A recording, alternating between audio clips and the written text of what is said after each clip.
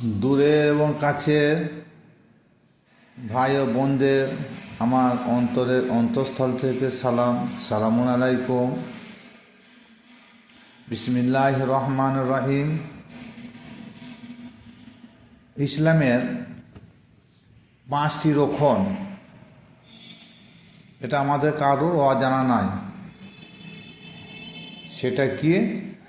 কালেমা, নামাজ, রোজা, হজ, জাকাত। কলমা, যে কলমা আল্লাহ প্যারা হাবিব নবী মোহাম্মদ মুস্তাফা সাল্লাল্লাহু তাআলা আলাইহি সাল্লাম বলেছেন, মান কোয়ালা লা ইলাহা ইল্লাল্লাহ ফাহতাকলুল জান্নাতা বিল হিসাব। কলমা তৈবা লা ইলাহা ইল্লাল্লাহ মুহাম্মদ রাসূলুল্লাহ সাল্লাল্লাহু তাআলা আলাইহি সাল্লাম একবার যদি কোনো বান্দা বান্দি পড়ে নেয়, সে বিনা হিসাবে জান্নাতে দাখিল হয়ে যাবে। আর কলমা তৈবা হচ্ছে ইমানের মূল ভিত। তারপরে বলা হয়েছে নামাজ। বর্তমানে কিছু হুজুর রয়েছেন যিনারা ইসলামী বড় বড় স্কলার রয়েছেন, তিনারা বড় বড় লম্বা লম্বা লেকচার দিচ্ছেন যে কাল কিয়ামতের মাঠে হাসরের দিনে সর্বপ্রথম মহান আল্লাহ পাক রব্বুল আলামিন তোমাদের নামাজের হিসাব আগে নিবে। আমরা অত সুর করে বলতে পারি না, কিন্তু বলেন। কিন্তু নামাজ কে পড়বে?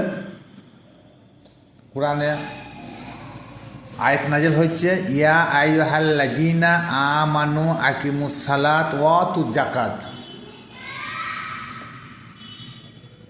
নামাজ কায়েম করো, যাকাত প্রদান করো। কে করবে? ইয়া আইয়ুহাল্লাযীনা আমানু। এই ট্রান্সলেটের বামে বা আগে প্রথমে ইয়া আইয়ুহাল্লাযীনা আমানু আছে, হে ইমানদার বিশ্বাসীরা। তাহলে কে নামাজ পড়বে, কে যাকাত দিবে? ইমানদার বিশ্বাসীরা। তাহলে এই ইমানদার বিশ্বাসীরা নামাজ পড়বে এবং যাকাত প্রদান করবে। ইমানদার আগে নামাজ পড়ে। তা বর্তমান হুজুরা বলেন কি করে যে নামাজের হিসাব আগে? এইসব হুজুরা আমাদের মাথাগুলোকে কামিয়ে দিয়েছে, খুঁড়ে খুঁড়ে বেলেটে করে কামিয়ে দিয়েছে। কারণ এনাদের চাকরি রাখার জন্যে। এনারা ভালো করে বুঝেন যে আমাদের চাকরিটাকে কীভাবে বাঁচানো যায়। যে চাকরিটাকে স্থায়ী করার জন্যে, চাকরিটাকে বাঁচানোর জন্যে কিছু মন গড়া তথ্য ওনারা বলে দেন। তার মধ্যে 1 নম্বর হচ্ছে, হাসরের মাঠে আল্লাহ পাক রব্বুল আলামিন সর্বপ্রথম সালাতের হিসাব আগে নেবে। এটা সম্পূর্ণ কোরআন হাদিসের বিপক্ষে, এর কোনো ভিত্তি নেই। কি করে বলেন তারা? কোরআন বলছি আইয়ুহাল্লাযীনা আমানু, আগে ইমানদারদের বলেছে, নাসদের বলে নাই, মুমিনদের বলে নাই, মুসলমানদের বলে নাই। এগুলো হচ্ছে হাকিকত। আমি অত দূর যাচ্ছি না। তাইলে 5টা রুকনের মধ্যে কলমা হচ্ছে একটা রুকন। তা কলমা হচ্ছে আমাদের ইমানের মূল ভিত। কলমা পড়ে ইমান আনতে হবে। ইমানদারকে আল্লাহ পাক রব্বুল আলামিন তখন ডাকবেন যে তোমরা নামাজ কায়েম করো। তাহলে কলমা পড়ে যে ইমান আমি এনেছি, এই কলমার হকিকতটা কি? যে কলমা পড়ে আল্লাহ নবী বললেন জান্নাত চলে যাবে। জান্নাত কি এত সস্তা? জান্নাত কি আমাদের নানি টেনে মুড়ি যে হাত ভরি বার করে খেয়ে নেব? কখনো না। তাহলে এই কলমা মারাত্মক ওয়েট কি লা ইলাহা ইল্লাল্লাহ, নাই কোনো মাবুদ আল্লাহ ছাড়া। এটা সহজ সরল ভাষায় আমরা ছোট থেকে জেনে আছি, কিন্তু এটাকে আরও ভেঙে পরিষ্কার করে আমি আপনাদের সম্মুখে বলে দিচ্ছি। আল্লাহ ছাড়া কাহারও বিধান মানি না, আল্লাহ ছাড়া কাউকে প্রভু বলে মানি না, আল্লাহ ছাড়া কাউকেও কি রব বলে মানি না।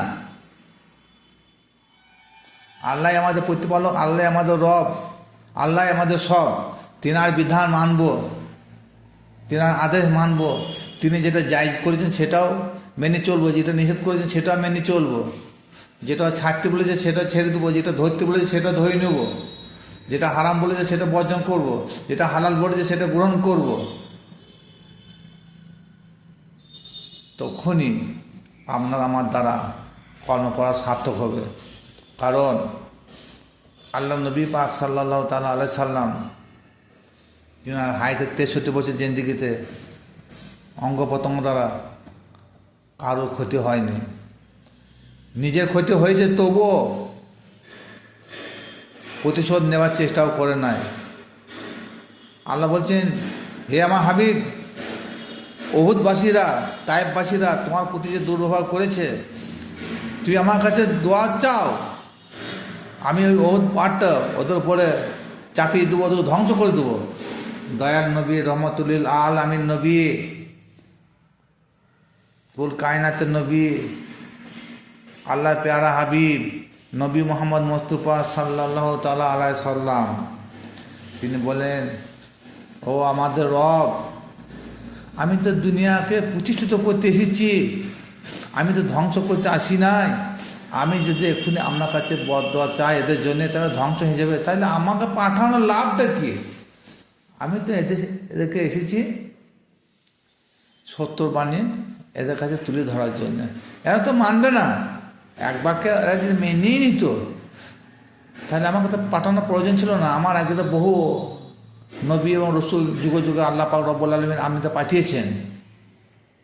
সুতরাং আমি এদের ধ্বংস চাই না।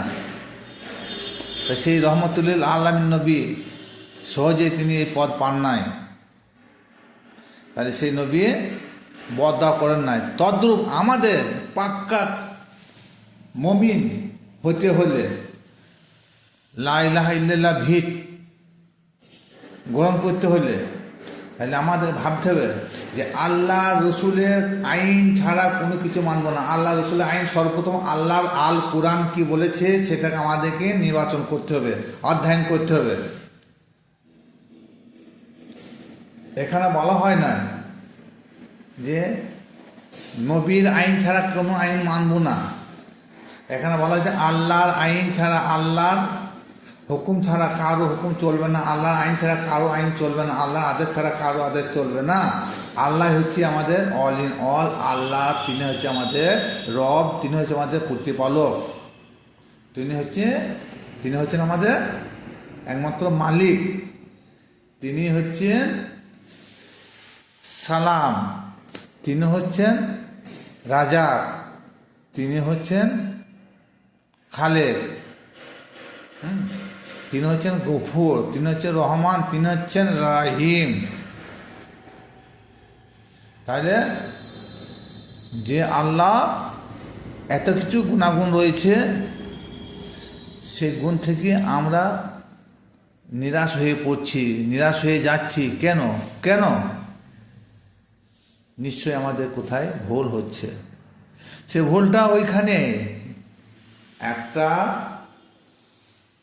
পাকা বিল্ডিং, একটা বড় অট্টালিকা তৈরি করতে গেলে একটা ভিত শক্ত করতে হয়। ভিটে যদি গন্ডগোল থাকে, ভিত যদি আমরা যদি দুর্বল থাকে, তাহলে সেই বিল্ডিংটাকে টিকানো মুশকিল। দোতলা তো দূরে থাক, একতলাতে ফাঁদ ধরে যাবে। তদ্রূপ সর্বপ্রথম আমাদের ইসলাম ধর্ম গ্রহণ করেছি, আমাদের সেই ইসলাম ধর্মের মূল বাণী হচ্ছে লা ইলাহা ইল্লাল্লাহু মুহাম্মাদুর রাসূলুল্লাহ। নাই কোনো বিধান, নাই কোনো মাবুদ, নাই কোনো আইন মানি না, কোনো আল্লাহ ব্যতীত কোনো আইন মানি না, আল্লাহ ব্যতীত কারো আদেশ মানি না, আল্লাহ ব্যতীত কারো হুকুম তিনার পেয়ারা হাবিব আর নবী মোহাম্মদ মুস্তাফা সাল্লাল্লাহু তাআলা আলাইহি সাল্লাম প্রেরিত দূত বা রসুল। তাহলে আমরা কি করি? কোরআন ছেড়ে হাদিস নিয়ে মারামারি করছি, কিন্তু আল্লাহ পাক রব্বুল আলামিন তা তো বললেন নাই। তাহলে ইমানের ভিতটাই নষ্ট হয়ে যাচ্ছে আমাদের। আল্লাহ পাক কালামুল্লাহ কি না বলেন নাই, তিনি সব কিছুই পাক কালামে খুলি বলে দিয়েছেন। তাহলে আমরা হাদিস নিয়ে মারামারি করছি। হাদিসে কোনো ভিত্তি আছে? কোরআনের ভিত্তি আছে। কোরআন সর্বপ্রথম বলেছে জালিকাল কিতাব লা রাইবা ফিহি হুদাল লিল মুত্তাকিন। ওই সে বাণী, ওই সে কিতাব যার মধ্যে কোনো সন্দেহের অবকাশ নাই। পৃথিবীতে যত লেখক আছে, পণ্ডিত আছে, কবি আছে, যত কিছু বই লেখুক না কেন, তেনারা শেষে কি লেখেন জানেন? ভুল ত্রুটি হলে মার্জনীয়, ক্ষমা করবেন। কিন্তু আল কিতাব, আল কোরআন এমন একটা কিতাব, এমন একটা কোরআন যার মধ্যে কোনো সন্দেহের অবকাশ নাই। জালিকাল কিতাব লা রাইবা ফিহি হুদাল লিল মুত্তাকিন। এই কোরআনের কোনো সন্দেহ নাই। এই কোরআন ওই সেই কোরআন যে কোরআন লৌহ মাহফুজে সংরক্ষিত করা আছে। বাল হুয়া কুরআনুম মাজিদুন ফি লাউহিম মাহফুজ। সেই কোরআন যেটা লৌহ মাহফুজে সংরক্ষিত আছে। আমাদের লৌহ মাহফুজ সম্বন্ধে আমাদের কারোর কোনো জ্ঞান আছে বা কারোর নাই। যদি তরিকতপন্থী কোনো ভাই থাকেন, তা আশা করব তিনার যদি মুর্শিদ ভালো থাকে, তাহলে তিনি হয়তো নিজের আপন মুর্শিদের কাছে জেনেছেন, এরপর নারে জানবেন। তাহলে যে কর্মা এইরকমভাবে পড়বেন। এরপরেও আর একটা কথা আল্লাহ পাক রব্বুল আলামিন তিনি বলেছেন, সিবগাতাল্লাহি ওমান আসানু মিনাল্লাহি সিবগা। আল্লাহ পাক রব্বুল আলামিন বলছেন, তোমরা আমার রঙে রঞ্জিত হয়ে যাও। আল্লাহর কি রং আছে? নিশ্চয়ই আল্লাহর রং আছে। সেই রং কি কোনো কাপড়ের রং? হলুদ রং, লাল রং, ব্লু রং, কালো রং, ধলো রং, সবুজ রং, রামধনু রং? নট, কোনো রং নয় এটা। এই রং বলতে এখানে রূপক ভাষা আল্লাহ পাক রব্বুল আলামিন বলছেন, আল্লাহর গুণে গুণান্বিত হয়ে যাও। তাহলে আল্লাহর গুণ, আল্লাহ সেফাতি গুণ রয়েছে। আল্লাহ হচ্ছে জাত নাম, রহমান, রাহিম, গফুর, মালেক, খালেক, রাজাক, কুদ্দুস, অনেক কিছু সেফাতি নাম আছে। এই গুণে গুণান্বিত হতে হবে আমাদেরকে। কারণ আমরা পারি না কোন লোকের প্রতি দয়া দেখাইতে, নিশ্চয় পারি। আমরা পারি না কাউকে ক্ষমা করতে, নিশ্চয় পারি। কিন্তু আমরা করি। তাহলে কী করে আমরা আল্লাহর গুণে গুণান্বিত হলাম? কীভাবে আমরা আল্লাহর রঙে রঞ্জিত হলাম? আর কীভাবে আমি আল্লাহওয়ালা ব্যক্তি এটা সমাজে প্রকাশ পাবে? একজন আল্লাহওয়ালা ব্যক্তি সমাজে প্রকাশ হবে, তার নামটা সকলে তুলে ধরবে তখনই, যখন বর্তমান সমাজে কিছু মানুষ দেখবে যে না, এই লোকটা একজন আল্লাহওয়ালা ব্যক্তি, তার রাগও নাই, তিনি দয়াদ্র, তিনি ক্ষমাশীল, তিনি ক্ষমাকারী, তিনি পুত পবিত্র, তিনি সাদিক, হ্যাঁ, তিনি দানবী, তিনি রুজিদাতা। হয়তো রুজিদাতা কতটা কেন বললাম? এই রুজিদাতা হচ্ছে একমাত্র আল্লাহ, কিন্তু রুজি দুই ধরনের পাওয়া যায়। এক আল্লাহর তরফ থেকে পাওয়া যায়, আর আল্লাহওয়ালার ব্যক্তির মাধ্যমে পাওয়া যায়। যেমন আরও বলছি, সন্তানের মালিক দেওয়া মালিক হচ্ছে আল্লাহ, কিন্তু আল্লাহর ওলি গাউসুল আজম প্রাণপীর দস্তগীর মহিউদ্দিন আব্দুল কাদের জিলানী রহমতুল্লাহ, তিনি একাধিক সন্তান তিনি প্রদান করেছেন। হয়তো মৃত্যুর মালিক হচ্ছে আল্লাহ। ঈসা নবী আলাইহিস সালাম তিনি একাধিক মৃত্যুকে জিন্দা করেছেন। আল্লাহ পাক রব্বুল আলামিন তিনাকে সেই ক্ষমতা দিয়েছেন। তদ্রূপ আল্লাহর অলির যে পাওয়ার যে ক্ষমতা, সেটা আল্লাহরই দেওয়া। তদ্রূপ সে আল্লাহওয়ালা ব্যক্তির কাছে গেলে রুজি পাওয়া যায়, শান্তি পাওয়া যায়, রহমত পাওয়া যায়, ক্ষমা পাওয়া যায়। তদ্রূপ আপনাকে আমাদেরকে সেই জায়গায় পৌঁছাইতে হবে। তো এটা খুব সহজ সরল ভাষার, হ্যাঁ, আল্লাহ পাক রব্বুল আলামিন কি সুন্দরভাবে বলেছেন, ওগো তোমরা আমার রঙে রঞ্জিত হয়ে যাও। তাহলে আল্লাহ রং এখানে কি হবে? যেমন সূরা নিসাতে আল্লাহ পাক বলেছেন, মাইয়াতু রসুল্লাহ ফাকাদ দাতা আলা, যে রসুলের অনুসরণ আল্লাহর অনুসরণ, রসুলের মহব্বত আল্লাহরই মহব্বত। তাইলে এখানে রসুলের রং আল্লাহরই রং। বুঝতে কোনো অসুবিধা হচ্ছে? আশা করি না হওয়ারই কথা। যদি রসুলের দেখা আল্লাহ দেখা হয়, রসুলের হাত আল্লাহর হাত হয়, রসুলের জীবন আল্লাহর জীবন হয়, তাহলে রসুলের রং আল্লাহর রং কেন হবে না? রসুলের চরিত্র আল্লাহর চরিত্র হতে হবে। রসুলের হাত যেটা আল্লাহর হাত হয়। তাহলে এখানে কানজুল ইমানে যিনি তফসিরকারক তিনি লিখছেন যে এখানে রং বলতে হুজুর পাক সাল্লাল্লাহু তাআলা আলাইহি সাল্লাম জীবন চরিত্রের কথা বলা হয়েছে। যখনই আপনারা হায়াতের জিন্দিগিতে আমাদের চলার পথ রসুলের চলার পথের সঙ্গে অ্যাডজাস্ট হবে, একত্রিত হবে, তখনই আমাদেরকে ভাবতে হবে যে আমরা আল্লাহর রঙে রঞ্জিত হয়ে গেছি। শিবগাতাল্লাহি ওমান আসানো মিনাল্লাহি শিবগা। আর ওই জায়গায় যদি আপনারা যদি কেউ না পৌঁছাইতে পারি, তাহলে কখনো একজন আল্লাহওয়ালা বান্দা বলে দাবি করতে পারবো না। সুতরাং তার মধ্যে থাকবে ক্ষমা, থাকবে দয়া, থাকবে রহম, থাকবে সবর, থাকবে দান, থাকবে। কিন্তু কই আমরা সেই জায়গায় পৌঁছাইতে পারছি না। আর একটা কথা, এই যে আকিমুস সালাত ওয়াতু যাকাত, সালাতের ব্যাপারটা খুব সংক্ষিপ্ত আমাদের সঙ্গে তুলে ধরলাম। কিন্তু যাকাত, সালাতের সঙ্গে জাকাত দিতে বলেছে। এখানে সালাতের সঙ্গে জাকাত, কে বাদশাহ, কি ফকির, কে আমির, কে পীর সাহেব, কে হাজি, কে গাজি, কে হাফেজ, কে কারি, কে মৌলানা, কে মুফতি, কে নাস, কে মুসলমান, কে মুমিন, কারোর ক্ষমা নাই, সকলকেই দিতে হবে। তাই যে লোক ভিক করে খায়, যে লোকের বাসস্থান নাই, পরনে বসন নাই, সে লোক কি জাকাত দিবে? এই আয়াতটা তো পূর্ববর্তী নবীদের আমলেও ছিল যে সালাত কায়েম করো, জাকাত প্রদান করো। তাহলে আপনারা একটু খেয়াল করবেন যে আদিম যুগের মানুষদের এত অভাব ছিল, গাছের বাকল পড়ত, বনের পশু পক্ষী শিকার করে কাঁচা মাংস খেত, জ্বালানোর পয়সা থাকতো না। তা সেই লোক কি জাকাত দিয়েছে? কীভাবে জাকাত দেবে এখন মানুষ? আর জাকাতটা কি শুধু মুসলমানদের জন্যে? তাহলে আল্লাহ তো বেঈমান হয়ে যাবে। সালাদটা কি শুধু মুসলমানদের জন্যে? সালাদ কি? সালাতের উপভাষা আমরা বুঝি না, জাকাতটাও বুঝি না। জাকাত সালাদ কাহারও মাপ নাই, একটা হিন্দুর মাপ নাই। তাইলে আমাদেরকে ভাবতে হবে যে জাকাত কীভাবে দিতে হয়। জাকাতের শাব্দিক অর্থ হচ্ছে নিজেকে পবিত্র করা। তা সূরা শামসে আল্লাহ পাক রব্বুল আলামিন বলেছেন, ওই ব্যক্তি সফল কাম গ্রহণ করেছে। কোন ব্যক্তি?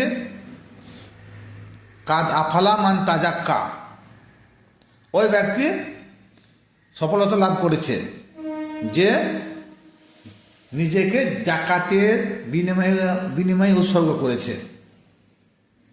তাহলে আমরা পেরেছি? আমি তোকে জাকাত দিতে পেরেছি না? আমি হয়ে তো জীবন শেষ হয়ে গেল। তাহলে কখন আমিত্ব বিসর্জন করলাম? আর আমিত্ব বিসর্জন না করতে পারলে জাকাত আল্লাহ দরবারে গ্রহণযোগ্য হলো না। আরে ধান চালের জাকাতটা পরে দিবি। ধান চাল জাকাতটা তুমি যে দিচ্ছ, তুমি নিজে পবিত্র হয়েছো তো, তুমি নিজে পবিত্র হও। তাই না হলো আল্লাহ পাক রব্বুল আলামিন সূরা আহজাবে আল্লাহ পাক বললেন কেন যে আমার হাবিবের পরিবারকে আমি পুরো পবিত্র করে দুনিয়ায় পাঠিয়ে দিয়েছি। তাহলে আগে পবিত্র। আর একটা দুর্বল হাদিস আছে যে নামাজ হচ্ছে বেহেশতের চাবি। এটা কিন্তু ভিত্তিহীন হাদিস, তবুও আমি বলছি যদি এটা মানা যায়, নামাজ যে বেহেশতের চাবি, তাই নামাজের চাবি কোনটা হবে? তাই বেহেশতের চাবি যদি নামাজ হয়, তাই নামাজের চাবি কী হবে? নামাজের চাবি হতে হলে আমাদের কী করতে হবে? পবিত্রতা হতে হবে, যেটাকে বলা হয় অজু বলা হয়। তো পবিত্র, এখানে পবিত্র বলতে কী পবিত্র? আমাকে নিজেকে জাকাতের বিনিময়ে পবিত্র হতে হবে। তারা আমরা জাকাত দিতে পেরেছি। আর হচ্ছে পথে জাকাত হলো আমিত্ব বিসর্জনের নামই হলো জাকাত। ভিডিও